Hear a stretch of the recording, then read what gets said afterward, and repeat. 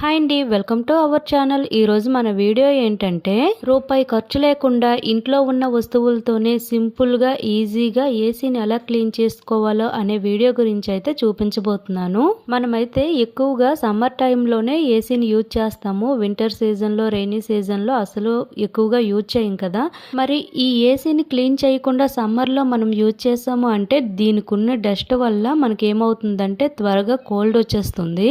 మేమైతే ప్రతి summer holidays కి కూడా ఇక్కడికి వచ్చేస్తాం కదా, వచ్చేటప్పుడు ఏసీని క్లీన్ చేసి మాత్రమే యూజ్ చేస్తాము. దానివల్ల ఏమవుతుందంటే మనకి ఏసీ అనేది ఎప్పటికీ కూడా ఎటువంటి ప్రాబ్లం రాకుండా నీట్ గా చాలా కొత్తగా ఉంటుంది. మరి మీ అందరికీ కూడా ఈ వీడియో అయితే యూజ్ అవుతుందనే ఉద్దేశంతోనే ఈ వీడియో అయితే చూపించబోతున్నాను. ఇంకా ఆలస్యం చేయకుండా ఏసీ క్లీనింగ్ ఎలా చేయాలో ఇప్పుడు మనం చూసేద్దాం. ముందుగా అయితే మా రూమ్ లో ఉన్న ఏసీ దగ్గరికి అయితే వెళ్దాము. మనం ఇక్కడ ముందు చేయవలసిన పని ఏంటంటే ఏసీకున్న స్విచ్ని ఆపేసి ఆ ప్లగ్ని కూడా తీసేయాలి. అలానే ఏసీని క్లీన్ చేసేటప్పుడు మనకి బెడ్ పైన డస్ట్ పడకుండా ఒక క్లాత్ని అయితే వేసుకోవాలి. ఇక ఏసీ క్లీనింగ్ అయితే స్టార్ట్ చేసేద్దాము. ముందుగా అయితే ఏసీ పైన ఉన్న కప్పునైతే నెమ్మదిగా తీయాలి. ఇవి అయితే చాలా డెలికేట్గా ఉంటాయి కదా, చాలా నెమ్మదిగా వీటిని అయితే క్లీన్ చేయాలి. ఇలా దీన్ని పైకి ఎత్తిన తర్వాత ఆ లోపల అయితే బ్లూ కలర్ ఉన్నాయి కదా, అందులో అయితే చాలా ఎక్కువ డస్ట్ ఉంది.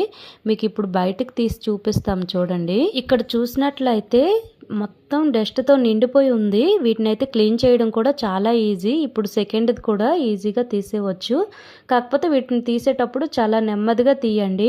ఇప్పుడు వీటిని పక్కన పెడదాము. అలానే ఏసీ లోపల కూడా చాలా డస్ట్తో నిండిపోయి ఉంది. దీన్ని కూడా చాలా ఈజీగా క్లీన్ చేసేయవచ్చు. అది ఎలా అంటే మనం యూజ్ చేయని బ్రష్లు ఉంటాయి కదా, ఆ బ్రష్తో దీన్ని అయితే ఈజీగా క్లీన్ చేసేయవచ్చు. ఇలా చిన్న బ్రష్తో మనం తీస్తూ ఉంటే డస్ట్ మొత్తం ఈజీగా వచ్చేస్తుంది. ఇక్కడ చూపించిన విధంగా ఈ ఏసీలో ఉన్న డస్ట్ మొత్తాన్ని కూడా ఈ బ్రష్ తోటే ఈజీగా తీసేద్దాము. ఇక్కడ కొంచెం క్లీన్ చేసి చూపిస్తాను.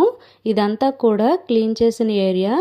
అటువైపు చూసినట్లయితే మొత్తం డస్ట్తో నిండిపోయి ఉంది.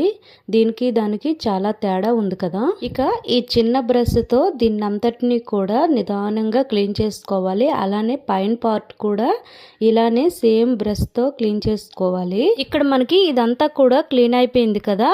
ఇప్పుడు బ్లూ కలర్ ఫిల్టర్స్ ఉంటాయి, వాటిని ఎలా క్లీన్ చేసుకోవాలంటే అదే బ్రష్తో ఈ ఫిల్టర్స్ పైన ఉన్న చెత్తనంతటినీ కూడా తీసేయాలి. ఈ ఫిల్టర్స్ పైన చెత్తని తీసిన తర్వాతే మనం వాటర్ తో దీన్ని క్లీన్ చేసుకోవాలి. ఈ ఫిల్టర్స్ అనేవి మనకి ఎలా యూజ్ అవుతాయి అంటే బయట నుంచి వచ్చిన చెత్తనంతటినీ కూడా ఏసీ లోపలికి పోకుండా ఈ ఫిల్టర్స్ మొత్తం అడ్డేస్తాయి. అందుకే మనకి దీనికైతే ఎంత చెత్త వస్తుందో ఇదంతా క్లీన్ చేస్తుంటేనే మీకు ఆల్రెడీ అర్థమై ఉంటుంది.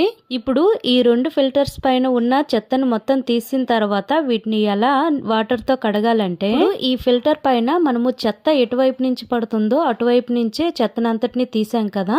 ఇప్పుడు దీన్ని రివర్స్ లో పెట్టి ట్యాప్ దగ్గర అయితే క్లీన్ చేసుకోవాలి. ఇలా రెండు ఫిల్టర్స్ కూడా రివర్స్ లో క్లీన్ చేసుకున్న తర్వాత వీటినేమో ఎండ్ లో ఆరపెట్టుకోవాలి. దీనిపైన తడి అంతా పోయిన తర్వాత వీటిని తీసుకెళ్లి ఏసీకి అయితే ఫిట్ చేసుకోవాలి. ఇంతేనండి, చాలా సింపుల్ కదా. చాలా ఈజీగా కూడా ఏసీని అయితే క్లీన్ చేసుకోవచ్చు. మనకి ఎటువంటి బయట ఖర్చు లేకుండా ఇంట్లో ఉన్న వస్తువులతోనే చాలా ఈజీగా ఏసీని ఇలా 1 year కి ఒకసారి మనం క్లీన్ చేసుకున్నామంటే మనకి ఏసీ అనేది ఎప్పుడు ఎటువంటి రిపేర్ రాకుండా చాలా నీట్ గా కొత్తగా ఉంటుంది. మరి ఈ వీడియో అయితే మీకు యూజ్ అవుతుందని అనుకుంటున్నాను. మీకు కనుక ఈ వీడియో నచ్చుంటే లైక్ చేయండి, షేర్ చేయండి, సబ్స్క్రైబ్ చేసుకోండి. మరికొన్ని వీడియోలతో మళ్ళీ కలుద్దాం. Thank you for watching.